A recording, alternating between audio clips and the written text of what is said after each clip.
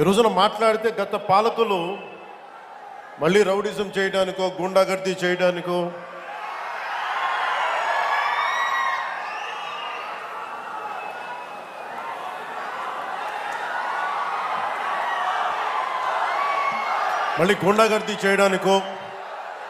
Rowdyism చేయడానికో అలాంటి భావన మళ్ళీ ఉంది.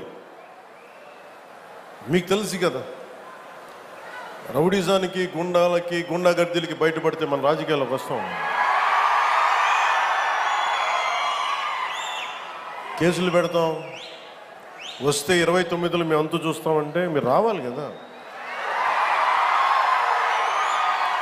మీరు ఎలా వస్తారో మేము చూస్తాం. నాకు వారి మీద, వైసీపీ నాయకుల మీద ఈరోజు చెప్తున్నాను, మొదటి నుంచి చెప్తున్నాను, వ్యక్తిగతంగా నాకు ఎవరి మీద కక్ష ఉండదు. మనస్ఫూర్తిగా నా గుండెల మీద ఆత్మసాక్షిగా చెప్తా, నాకు ఎవరి మీద కోపం ఉండదు. కానీ మీరు సగటు మనిషిలో, ఈ దేశంలో ఉన్న సగటు మనిషికి, సగటు మధ్యతరగతి మనిషికి, సగటు రైతుకి, సగటు యువకుడికి, సగటు యువతకి మీరు కనుక భయభ్రాంతుల్ని క్రియేట్ చేస్తే దాన్ని ఎదుర్కొనే కదా ఇక్కడ దాకా వచ్చాం. మీకు 151 సీట్లు వచ్చినప్పుడు కదా, నేను 2 చోట్ల ఓడిపోయినప్పుడు కదా మేము ఎదుర్కొని బలంగా నిలబడింది.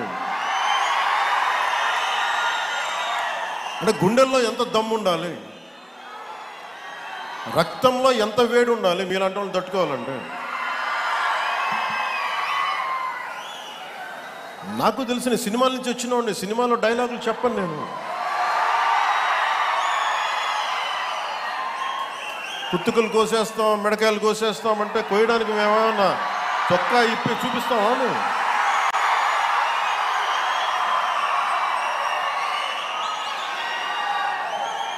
నేను సినిమాలో డైలాగులు చెప్పడానికి కూడా ఇబ్బంది పడతాను.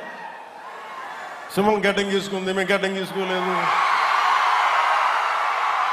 ఈ సరదాగా ఉంటాయి, మిమ్మల్ని చీరప్ చేయడానికో సరదాగా చేయడానికి. నిజంగా గడ్డం గీసుకుంటే ఎంత దరిద్రంగా ఉంటుంది చూడండి, ఆలోచించండి. స్నానం చేయకుండా, మట్టి కొట్టుకుంటా. అంటే ఇవన్నీ ఏంటంటే సినిమాల్లో చెప్పిన డైలాగులు. అవి ఎందుకు చెప్తున్నానంటే సందర్భానుసారంగా చెప్తున్నాను. ఖచ్చితంగా మీరు అద్భుతమైన పాలన చేసి కనుక ఉండుంటే మీరు 11 సీట్లకు వచ్చేవాళ్ళు కాదు. మీరు అంటే ఇది రెలవెంట్ కాబట్టి చెప్తున్నా. ఇది కక్ష తీర్చుకునే ప్రభుత్వం కాదు. ఇది తప్పులు చేస్తే శిక్షించే ప్రభుత్వం ఇది. అలాంటిది అంటే ఇది ఎందుకు చెప్తున్నానంటే మీకు వినండి, మళ్ళీ అరవండి. మీ ఉత్సాహాన్ని కాదనలేదు, మీరు వినండి.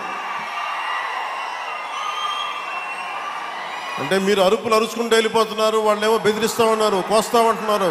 మళ్ళీ మీ ఎర్ర జెండా శక్తి తెలియదు వాళ్ళకి. మీ గుండెల్లో ఉన్న ఆ వేడి రక్తం గురించి తెలియదు వాళ్ళకి.